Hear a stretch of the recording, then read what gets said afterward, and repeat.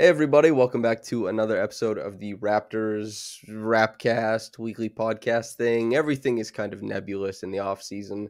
This week it's replacing the Pull Up Trey podcast. Trey and I are in a fight to the death. We've got beef. We're talking about coaches today. And the reason why I wanted to talk about coaches is obviously the Raptors fired Nick Nurse and they are in the search for a coach.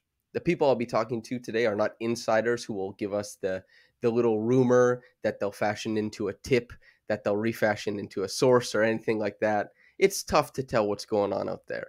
We have a coach in Evin Gualberto, a fantastic coach. He coaches at a very good high school in the States, very good level of basketball. He also is somebody who kind of changed the highlight clip game around the NBA.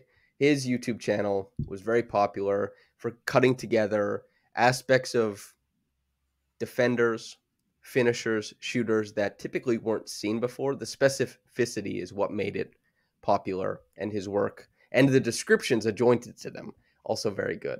So good that the NBA started copying it. Regardless, that YouTube channel also used to feature a podcast called Bouncing Around that Evan and I did together, which was, I still think to this day, the most in-depth weekly look at, with film, the NBA, although it is defunct now. Didn't have the juice. Secondly, Caitlin Cooper, who has done a lot of research on coaches in the past because the Pacers were in the same predicament that the Raptors were in. They had a head coach who was apparently not really jiving with players, had a tough time hanging in.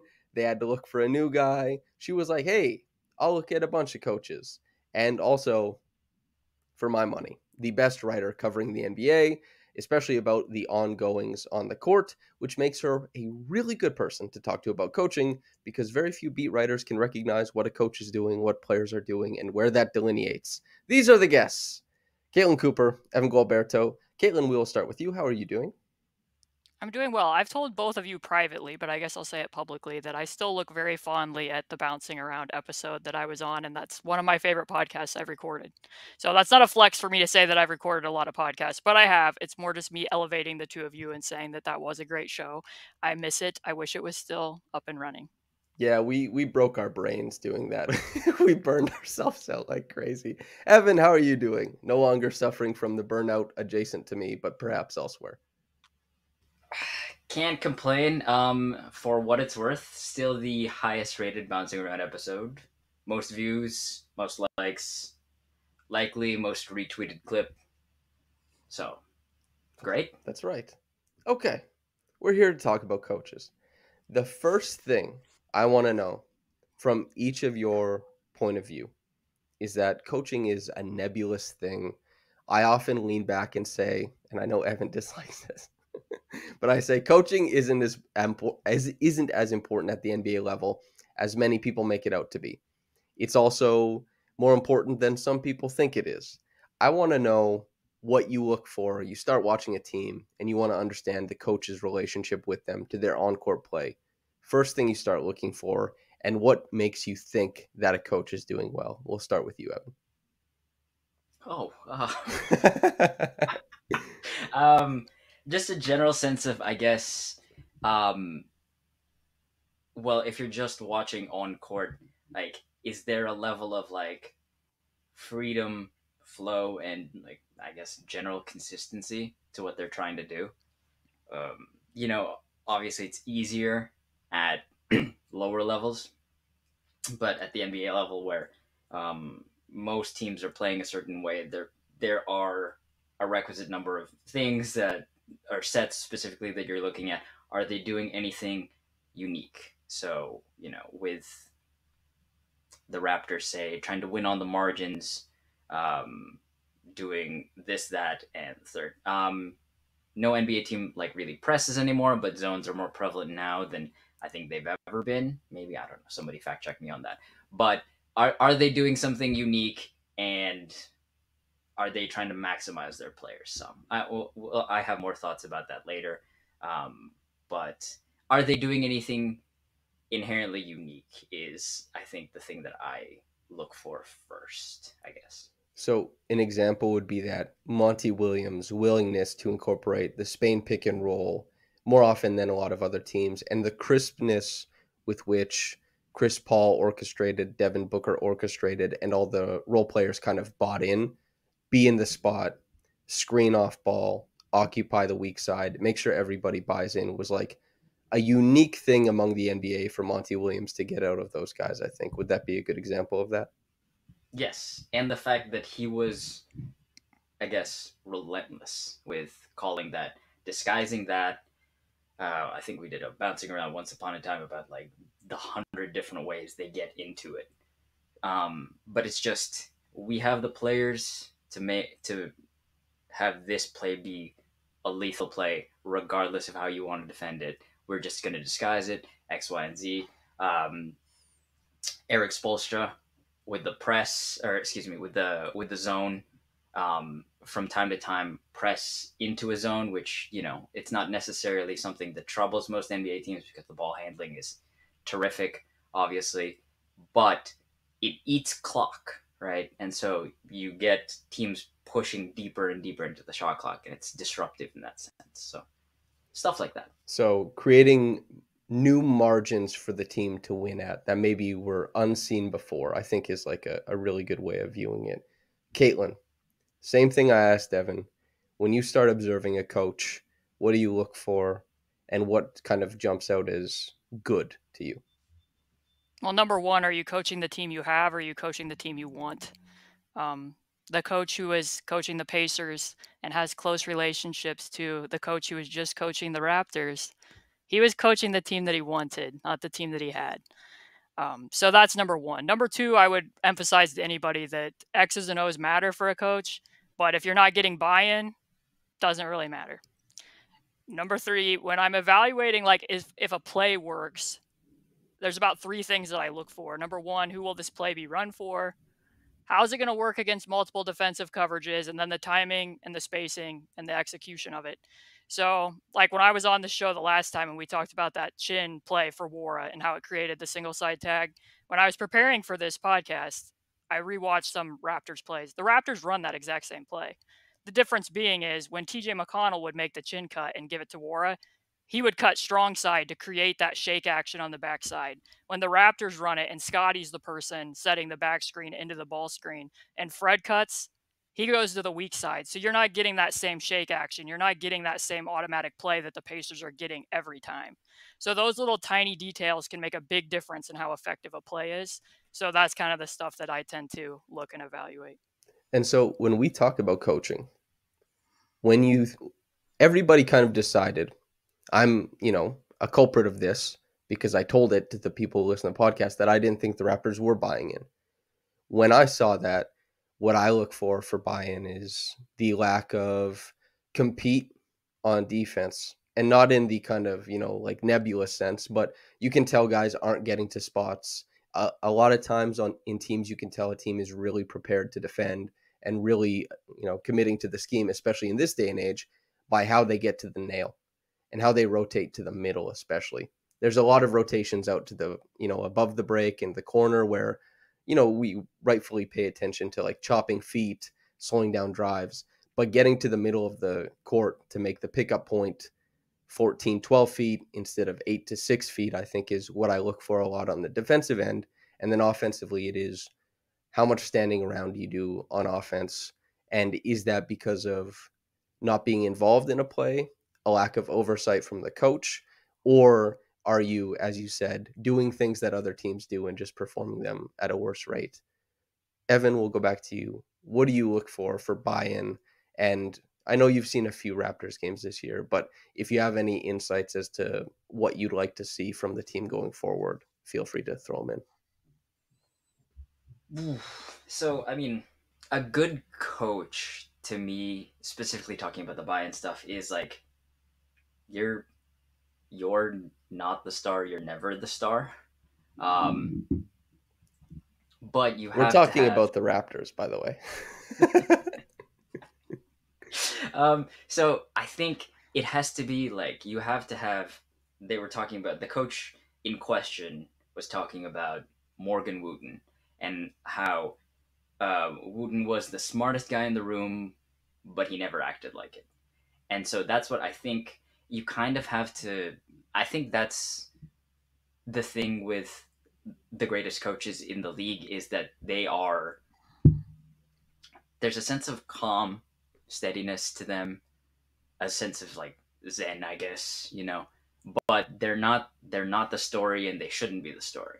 And as much as you want to make it about them, like they're going to not necessarily deflect, but um, redirect you, because at the end of the day, it's your job to do everything you can to get the players to Caitlin's point, like you have to coach the team that you have, and you have to adapt to them.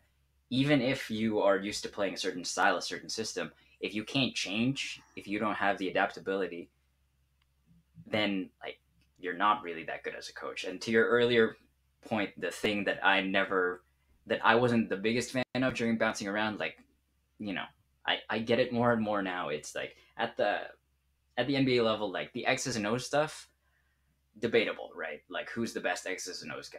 It There's no way to know, because like you can't have them all take a test.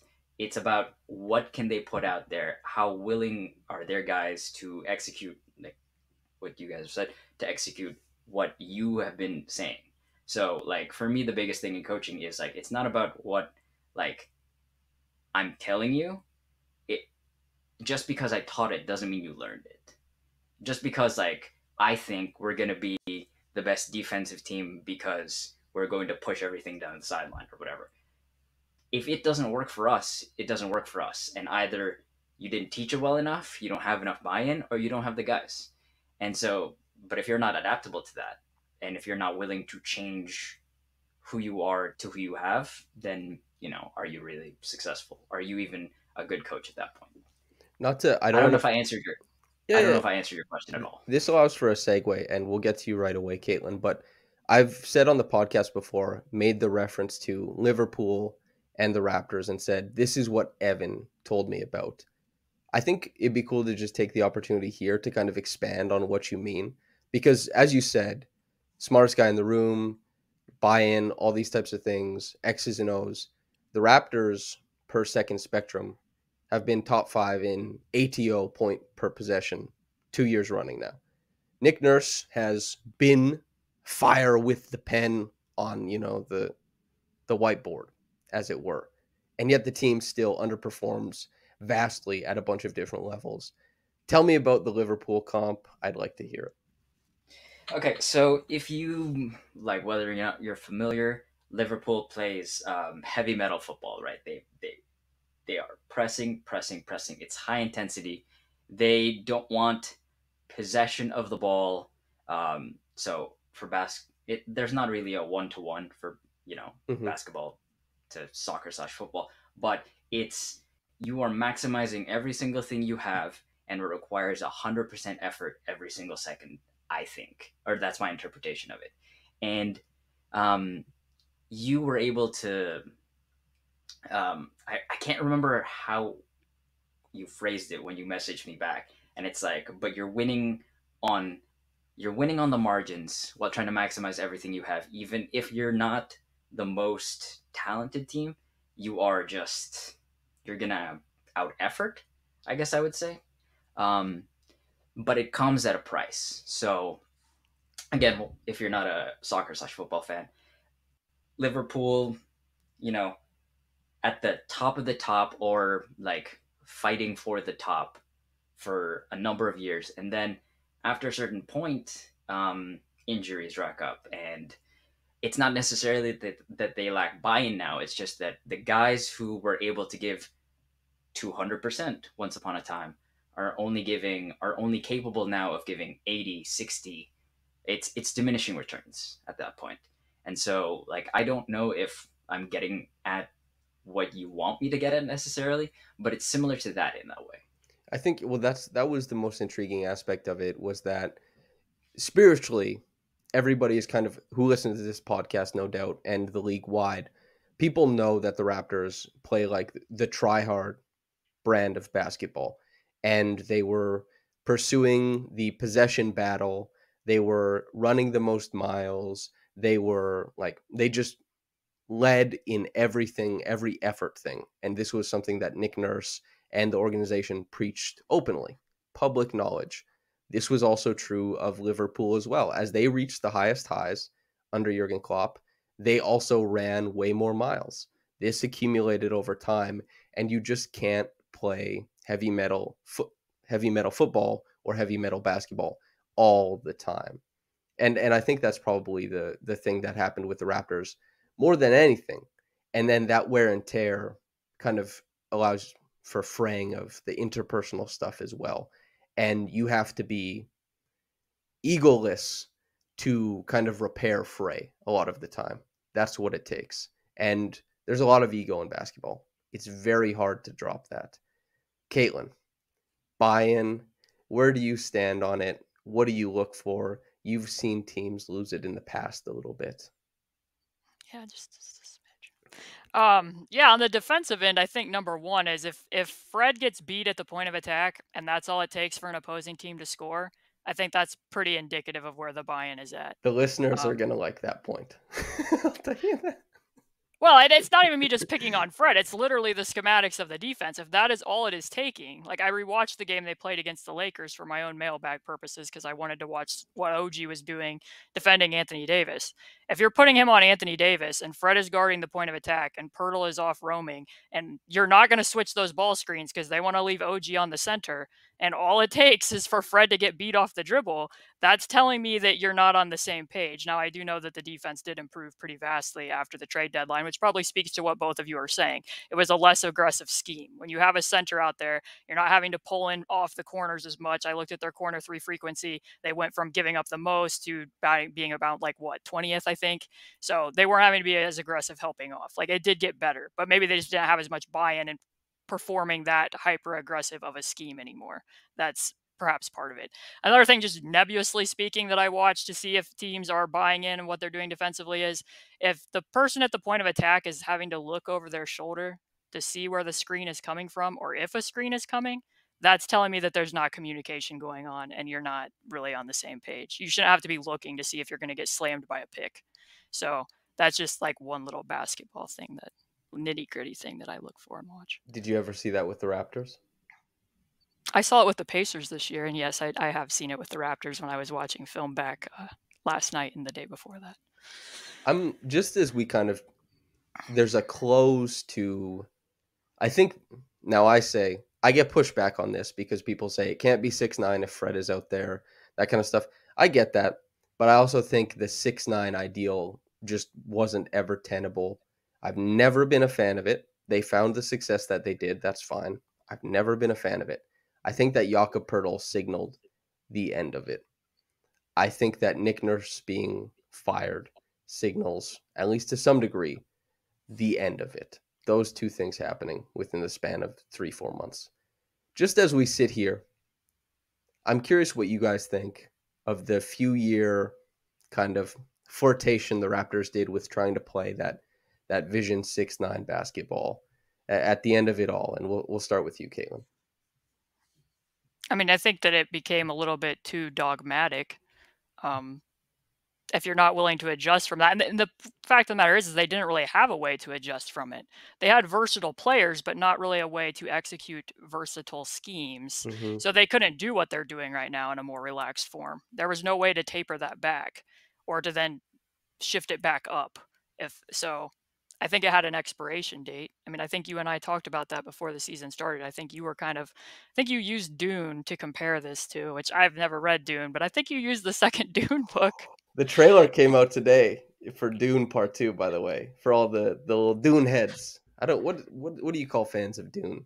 Duners? I don't know. You probably are the number one fan. You should know. I do like it. I do like it a lot. Anyway, go. I took us on. Anyways, I think you used the second Dune book and whatever the premise of that is, because I have not read that series, to explain why you were pretty convinced that this was going to have an expiration date. I owe you a book. You owe me a book. We'll leave it at that. Evin, thoughts on Vision 6-9? Whew, I think I can't remember who the prospect was when you had me on to talk about draft stuff. I pleaded. Jalen Williams. I told you. Was that who it was? I think it might have been Jim. Yeah. Oh, or shoot. I'm blanking right now, but he played for he played in the French league. We talked about three guys, so it's one or the other. But the conceit of me talking to you about that isn't the fact that I thought they were going to draft those guys. It was a way for me to talk about me hoping their scheme would change. And I talked a lot in that about the hope that if you get this guy, then maybe you'll play a little more drop and you get a little more conservative, because like what you're doing right now is, and I think that was right on the heels of the Liverpool comparison, is that you're going to wear the guys out. You don't have, to Caitlin's point, like you have versatile players, right? But there's not anything really not to say there's nothing you're doing that's all that different, but there's a hard cap on what you can do, and I think we saw that. So I don't know. It's made for a cool. Are there shirts? Were there shirts? Yeah, there's something. Sure. I'm sure. If it's sold shirts, then that's all. Shirt salesman. I'm a one-time shirt salesman, a two-time shirt sales collaborator, I would say. You are wearing the fruits of the second attempt. I'm not, and that's my mistake, by the way. Okay, so here's the thing I really, really want to talk about. And this is where I would really, really appreciate everybody's input. I want us all to collaborate on this thing. Coaching to the roster you have. Let's pretend the Raptors, they bring everybody back. They're a luxury tax team. Scottie, Pascal, Fred, OG, Pirtle. That's your starting five. You look at that front court, you say, yeesh, not a lot of shooting there. When asked Nick about that, he told me, no, they're actually good at shooting. We'll put that aside. You have Gary Trent Jr., Precious Achiuwa, Chris Boucher coming off the bench. Otto Porter Jr. has located his toe and will likely be back in tow.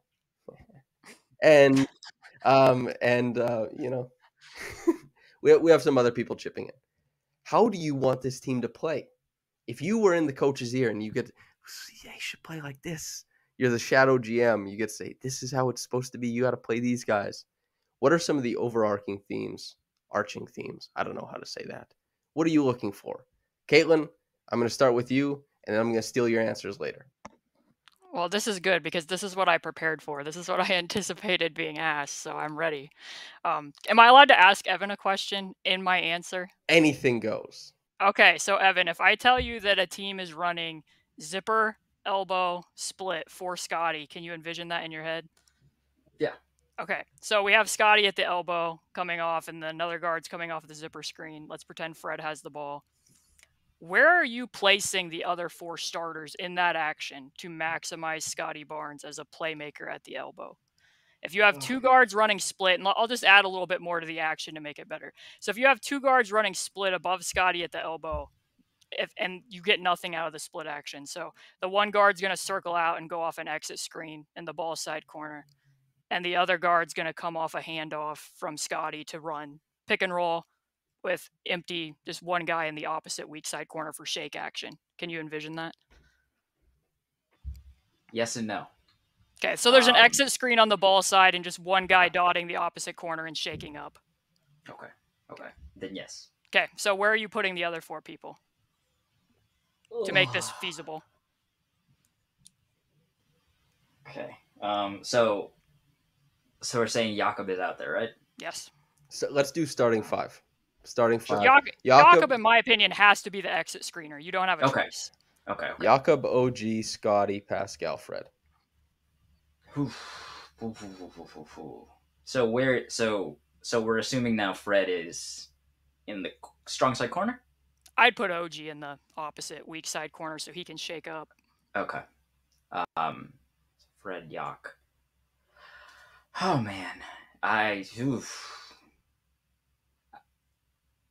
It's a testament to the Raptors' relentlessness that I can only imagine them in the flex alignment right now. Yeah. I mean, you can run stuff out of that, but Okay, so the reason I brought this up is because it's pretty much impossible to place those other 4 people. I would put Jakob as the exit screener. I would run Fred off the exit screen. I'd have Pascal. You can run the DHO with Scottie because I like their 2-man game a little bit, and I'd put OG in the opposite and let him shake up. That's not ideal. Like, that's not great machinations. But the reason I bring this up is this is a play that Rick Carlisle ran for Sabonis last year. So if you're thinking that you could do some of the Scottie Sabonis type things, that's a good play. You're getting, weak side tag. You're getting lots of options for Scottie to make plays out of. I think Scottie's the most likely player to be here the longest that you absolutely have to hit on. Like, if you're the coach sitting in on an interview, you better be able to sell the way that you're using and developing Scottie Barnes.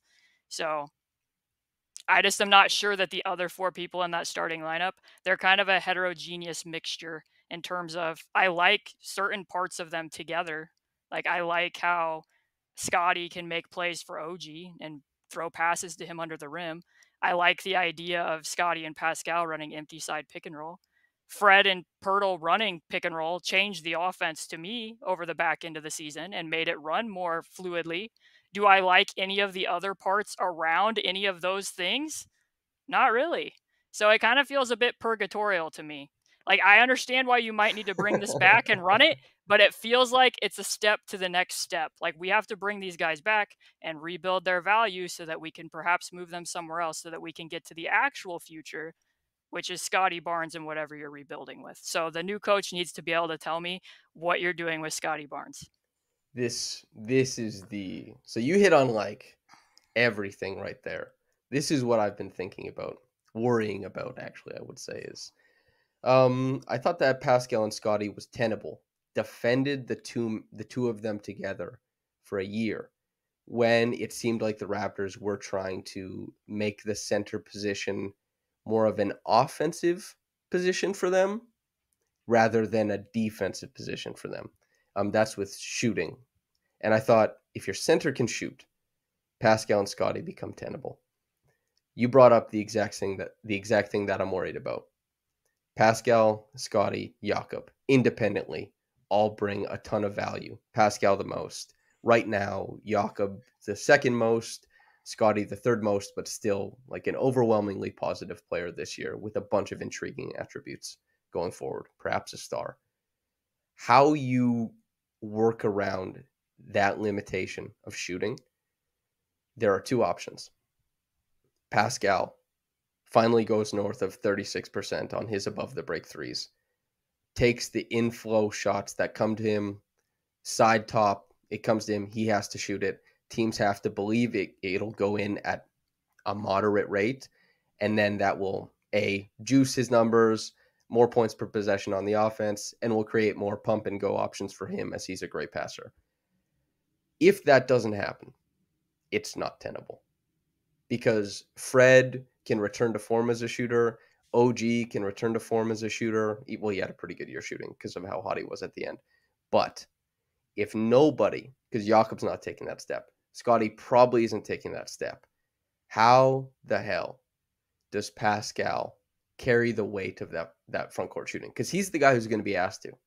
I have a video with Yahoo Sports coming out, I guess, probably in a few minutes from when this records, talking about this. But that's the thing, right? How do you navigate in this day and age that? Do they overload on offensive rebounding and say Scottie and Jakob will just like make it work that way? Do they run all the flex stuff out of the elbow alignment with either Scottie or Jakob, or out of Horns flex with Scottie or Jakob as the trigger man, and just hope that Fred is still one of the best guard screeners and that they can get like little dink and dunk points all game? How do they actually make this work? Evan, how do they make it work? Tell us.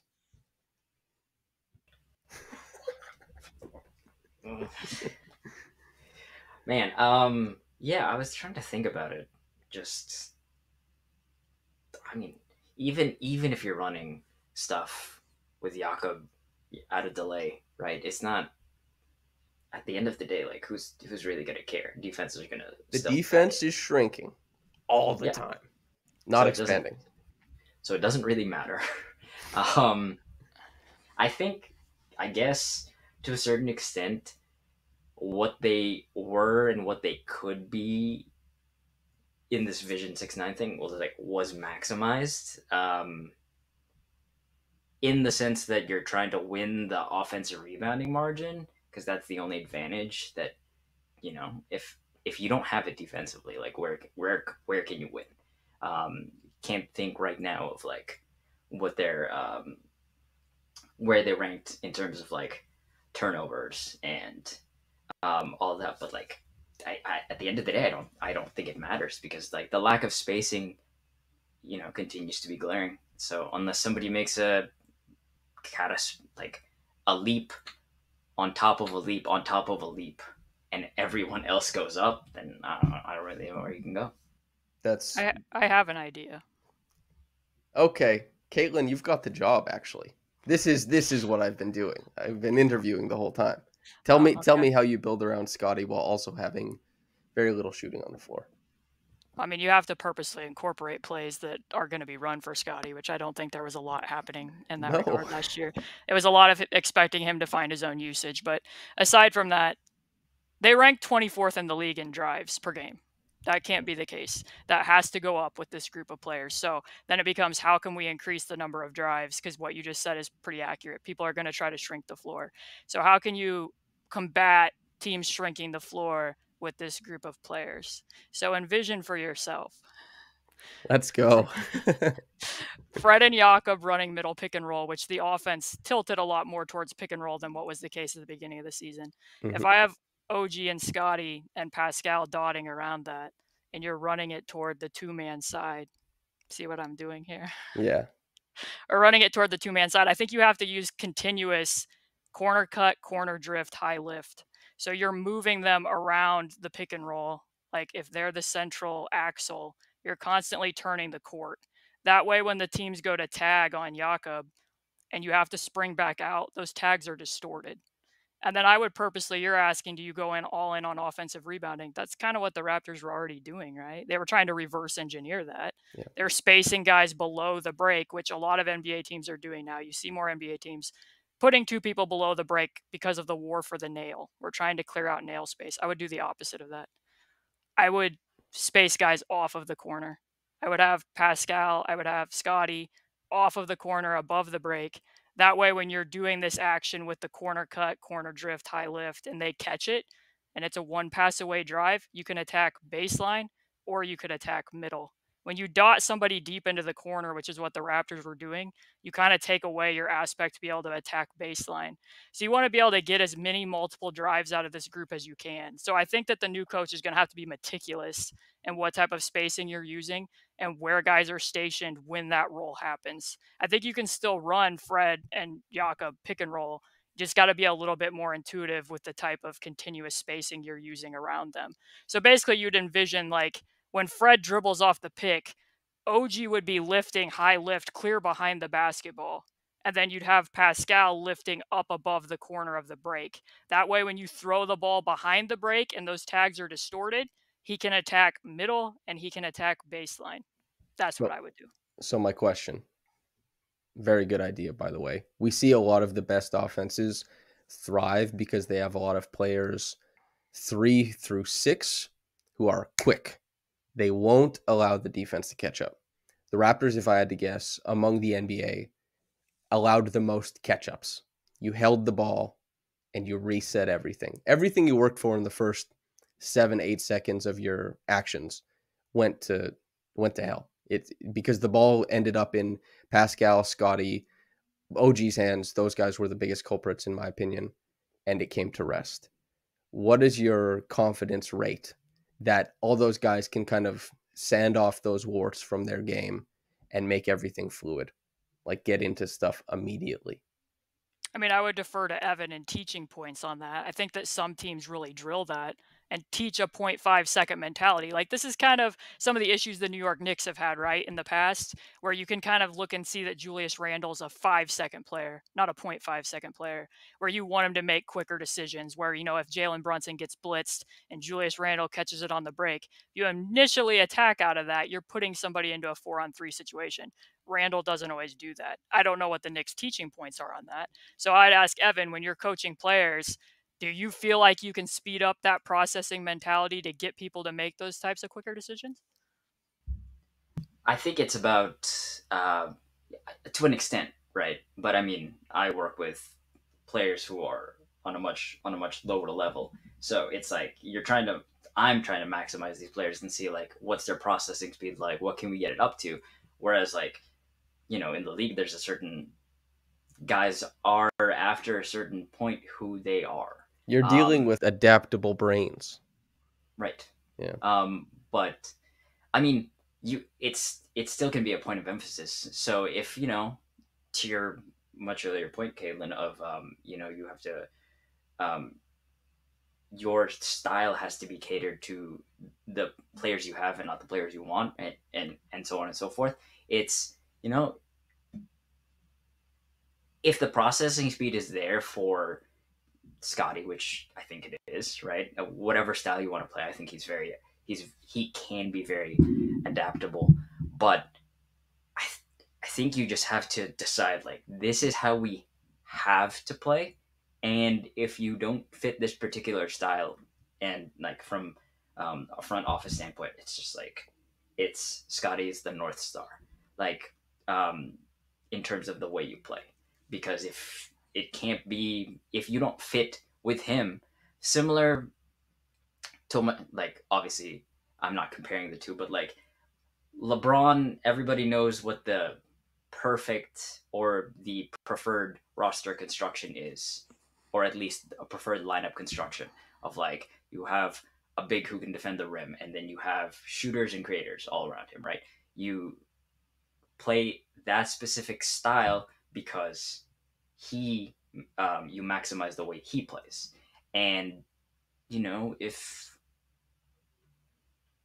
like as much as I want to say like yes, a coach can get the most out of their player if the player has enough buy-in and the coach has earned the trust of the player to go that way. I really don't, at the NBA level, I don't necessarily know if like you can turn. I mean, you definitely can't turn a Julius Randle. I don't want to say definitely can't, but chances are Julius Randle can only become 3 second instead of a 0.5 second at this point in his career. So I don't know. This brings up, I think we're getting as close to, like, this is all speculation. This is all, we're kind of like just casting into the future. We hope this happens. None of this can we say with certainty. And we certainly can't say that the Raptors will enact all this stuff. The players will. The last thing I want to ask about is coaching in the NBA. As far as I can tell, media has a major impact on how coaches are perceived. If you have in your market a lot of guys, women, whoever, that are paying attention to what is happening on the court and can accurately portray and tell why these set actions work, I think that that coach is a lot more likely to be seen as kind of like a set action genius, regardless of the actual points per possession, for example. You also have people who pay a lot of attention to rotations. That's the one I want to hammer in on. Rotations, calling the right, like putting the right 5-man lineups out there.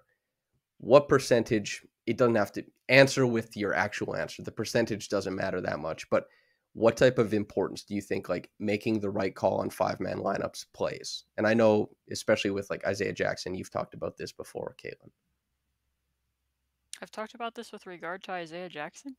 I'm pretty sure, if I remember correctly, like having the right set of guys out there to maximize him. You've certainly talked about it, maybe much to your chagrin, in regards to Miles Turner and Domantas Sabonis. So maybe we'll use that as the lead-in. My forever beat. I mean, I probably did talk about Isaiah Jackson being used as a roamer and them not really wanting to play him with Miles Turner. Maybe that's what you're referring to. Maybe. I don't know. You did do a promotional read for me once, which was very nice. That's true. But as rotations, I mean, I think from the Raptors standpoint, what's kind of interesting is if you look at the 3 games they played against the Pacers this year, I kind of saw every pitfall and every version of the Raptors. So when I looked back at our text conversations in preparation for this, the ones that we publish, not our actual text conversations, the first game, Pascal and Fred were not available. So I kind of saw the future of the OG Scottie version. In the second game, Miles was playing way off of Scottie Barnes. So we kind of got a peek of, Scottie being a conduit of offense as a hub. And both of us, I asked you, like, how often has he done that? Because it wasn't very effective. Like, I felt like Scottie was making good screening decisions, making good passing reads, had a crab dribble. The Pacers ended up winning that game because the bench was horrific. Like, the Pacers outscored them in like 45 bench points. And then in the last game, they were playing more pick and roll, and the Pacers like kind of proved that, like, hey, this is a major indictment of you because we turned the ball over a million times.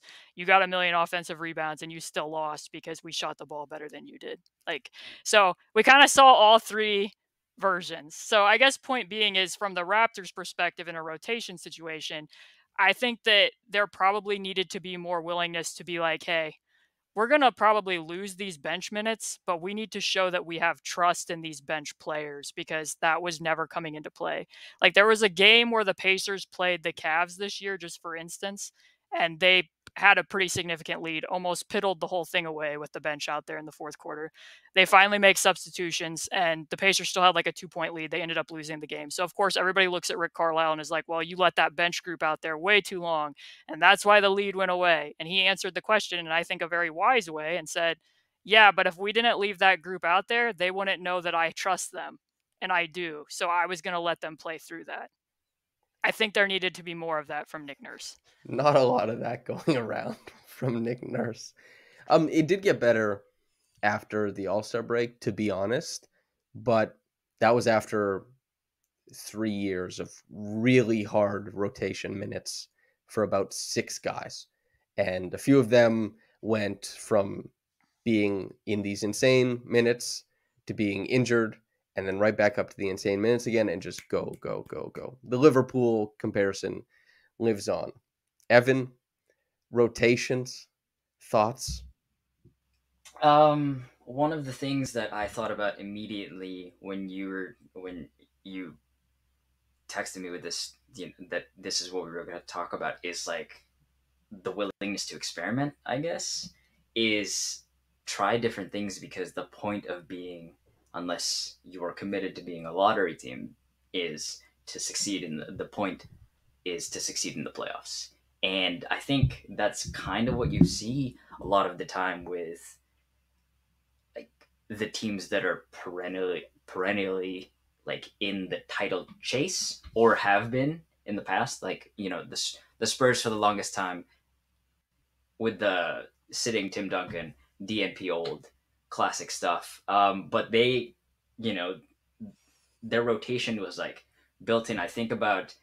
I constantly reference the 2010 Suns to my players, because they're a team that didn't end up making the finals, but everybody on that team still talks fondly about that team, and how the off-court chemistry translated to on-court chemistry, which they were playing 10-man rotations in the playoffs, and were winning games that way, because I think it was Alvin Gentry at the time had ultimate trust in that bench lineup, and that bench lineup was rocking it against the Lakers in the Western Conference Finals, playing heavy minutes.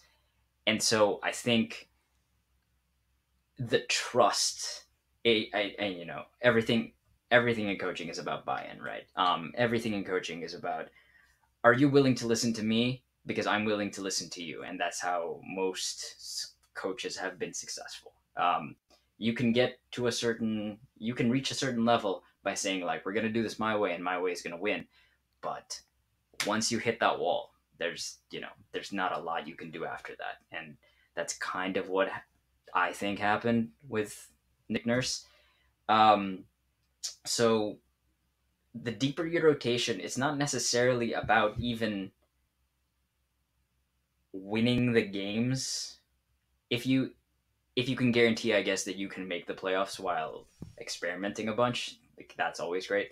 But the regular season, to me, if you're a playoff team, is about finding answers to questions in low leverage situations, so that when things get really tough, we've done this. We've played with X, I can't remember what it was, but the I remember seeing the Cavs, the 20, when did they win? 2015, 2016. They were gearing up to face the Warriors, and so they would experiment. Ty Lue would experiment with the scheme and change up the way they played their defense, not necessarily nightly, but in preparation for the Warriors. So they would try all these different things, knowing that if they were to win it all, they would have to go through what was eventually like the record-setting 73-9 Warriors, right?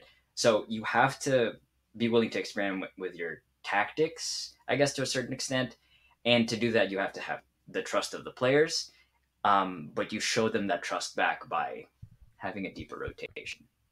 I think the way I look at it is that you can sort NBA.com by 5-man lineups. You're going to find some winners. And those are winners who win in the short term and then in the long term. You're going to find a lot of groups that have won in the short term, but may not actually win over the long term. And a coach's job is to find those out, ideally, before the fan does. Because everyone has access to those types of stats. Like, it's not like how many advantaged closeouts does a team get? These proprietary stats. This is NBA.com. This is really easy stuff to understand. Who wins minutes? Who's out there? A coaching staff has to be able to figure out when like the winning point stops and exactly where that one wins. And I think a lot of people might look at it and just say, just play the guys who win. And there is an essence of truth in that. But as you said, it's complex to win basketball games, and now more complex than ever. Benches are more important than ever. I think that the Suns are a really good example of that, right? They are Chris Paul, Devin Booker, Kevin Durant. That is just an insane glut of talent, winning pedigree, all this kind of stuff, and a really great coach to boot. But as the NBA gets deeper, parity increases, the bench becomes way more important. And there's more talent on benches now than ever. So if you lose that battle every time you walk out there, which is what happened to the Raptors a lot this season, you lose a lot of games. And if you want to be the team that, like the Suns didn't lose with KD in the lineup for the first however many games, you have to have just Hall of Famers stacked together to carry a bench that's not going to do it for you. So it's always in the middle, I find. Although I don't have the perfect answer. I just think like it's in the middle. The last thing I want to talk about. We're all three of us together. We enjoy talking basketball. Is there anything that you can come up with? Doesn't have to be about coaching, but in your mind, you're like, I'd like to talk about this while we have Samson, Caitlin, and Evin in a room. What would it be? Okay, so if we look at that game, I'll just make it Raptors centric since I am on a Raptors You're podcast. great. Thank you for that. If we look at that game that Scottie played against the Pacers, which I felt like was a seminal moment for him in terms of being a hub of the offense, how does you watching what happened to the Sacramento Kings and Domantas Sabonis against the Golden State Warriors shape your vision, or how should it shape the coach's vision of how you would purpose using Scottie Barnes? Does that alter how you view him? I have an answer to this, but I certainly will defer and listen to you first. It doesn't. It's hard to win a series.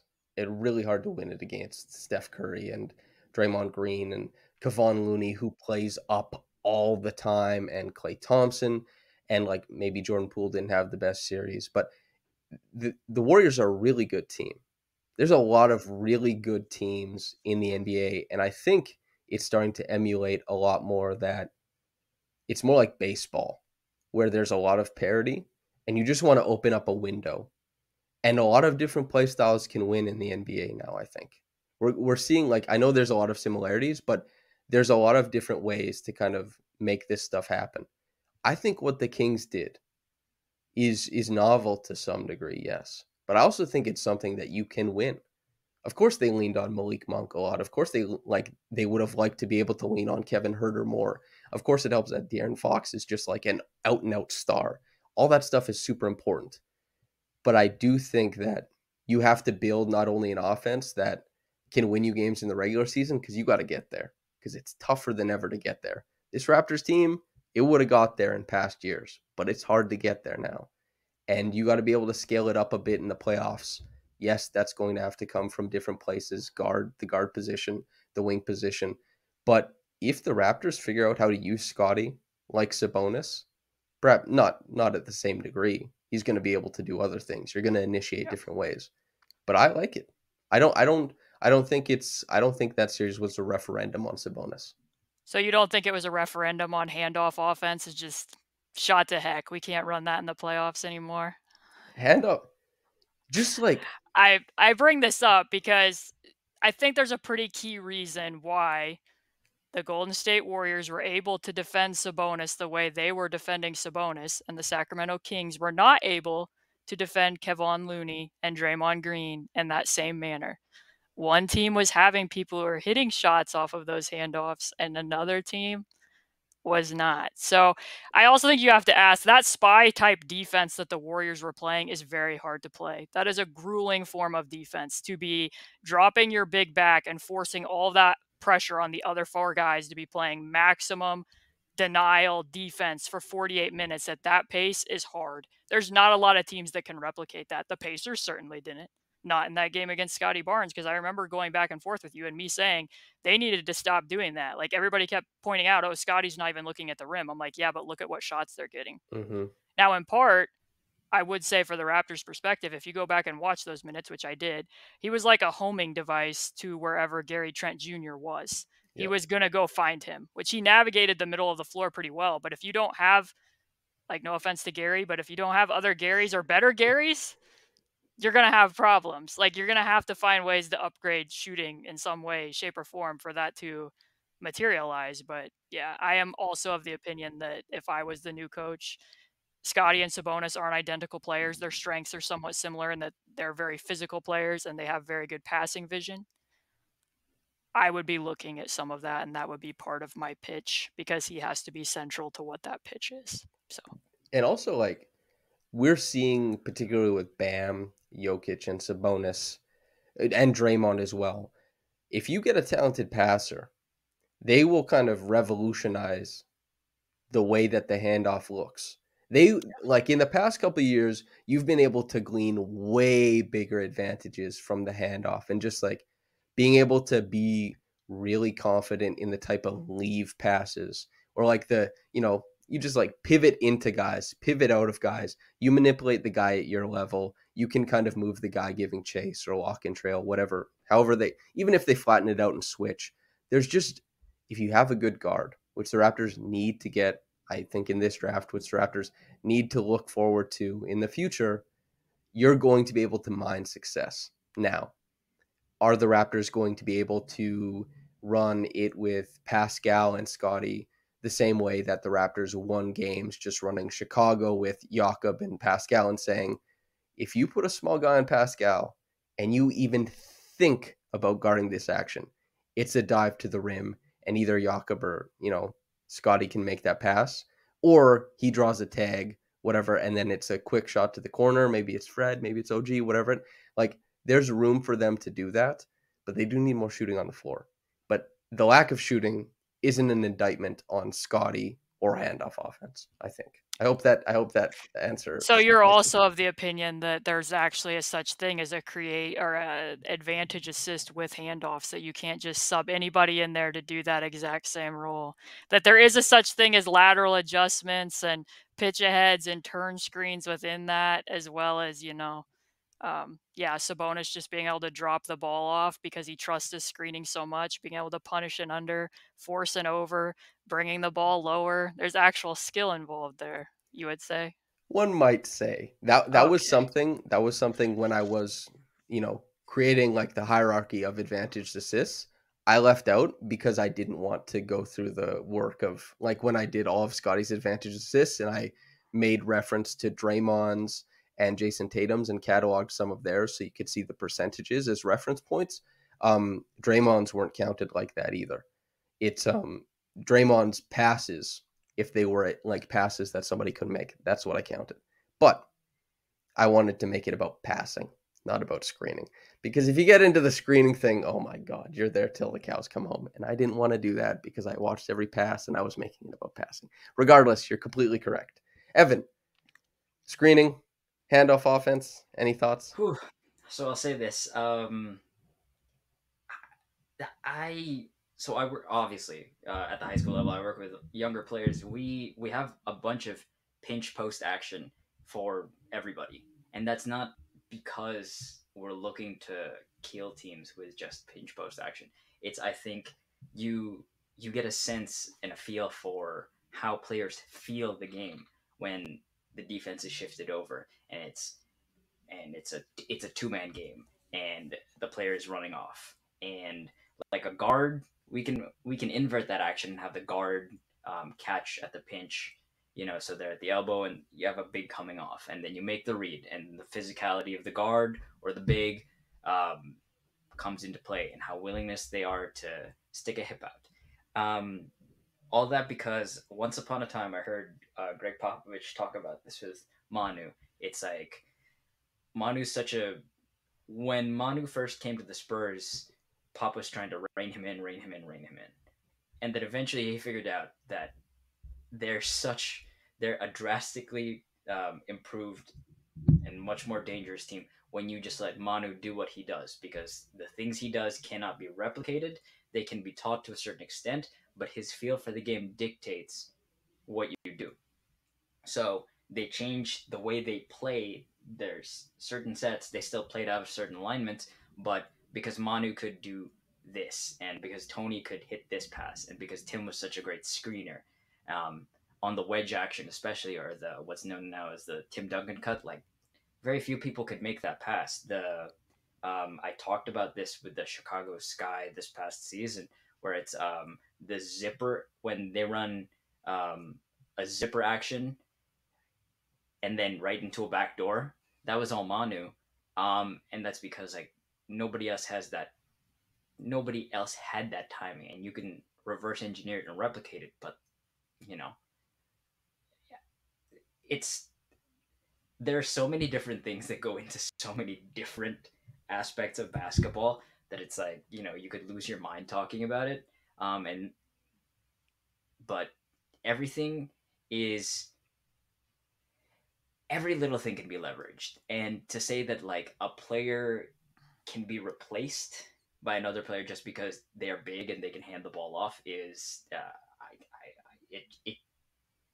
it cheats the process. And like you just watch players. If you watch players play, and then you have a specific offense you're trying to run, great players or dynamic players and players with great feel change it, and then you're like, oh, how do we do that? How do we get to that? That's what I think most good coaches that I've seen and interacted with try to do, is they reverse engineer what their players do well, and they try to put them in those situations as often as possible, versus like we're running this and this, and it has to work because it has to work. Insightful. In copious amounts of insights across this podcast. I hope the listener enjoyed it. If you're listening to this or watching this, I will say, if you want to support these people, go to Evan's YouTube channel, of course, which will be linked. Go to Caitlin's Patreon, of course, which will be linked. And if they want, follow them on Twitter. They'll plug themselves. But guys, is there anything else you want to talk about before we get out of here? Caitlin, we'll start with you. Am I supposed to have takes about the Toronto Blue Jays on here? Yeah. That a thing? What do you think about the Blue Jays? Please. I don't watch baseball. I have no takes. I've heard you and Trey share some of yours, so I thought maybe I was supposed to weigh in on that. Okay, so based on how we talk about the Blue Jays, thumbs up or thumbs down to that team?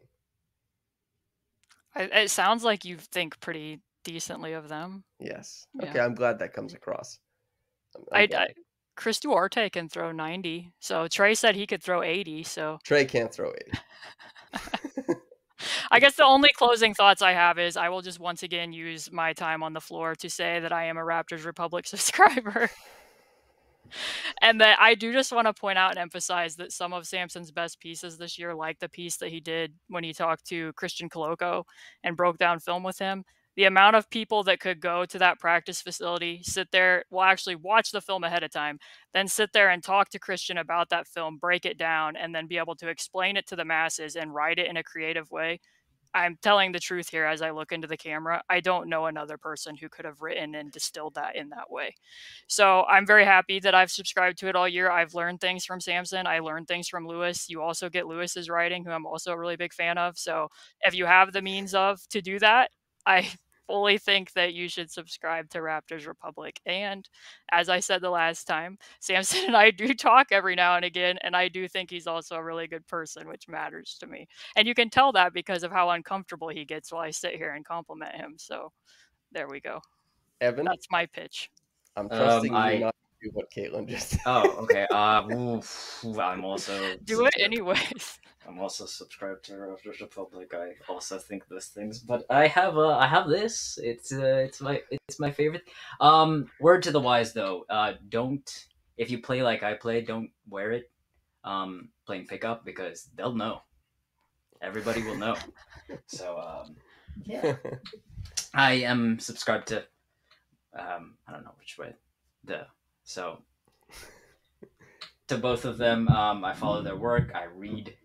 I consume it constantly and consistently, even though I don't get to watching their teams. I still consume their content because I'm smarter for it, and I know several high-level basketball coaches that do the same. And I was telling one of these two, I won't say who, that a friend of mine who like coaches college basketball in the States, I think that's important to note, I guess, was very excited when I told them that I text with one of these writers, and they were a level of excited that I have never before experienced in our friendship. So take that for what it's worth.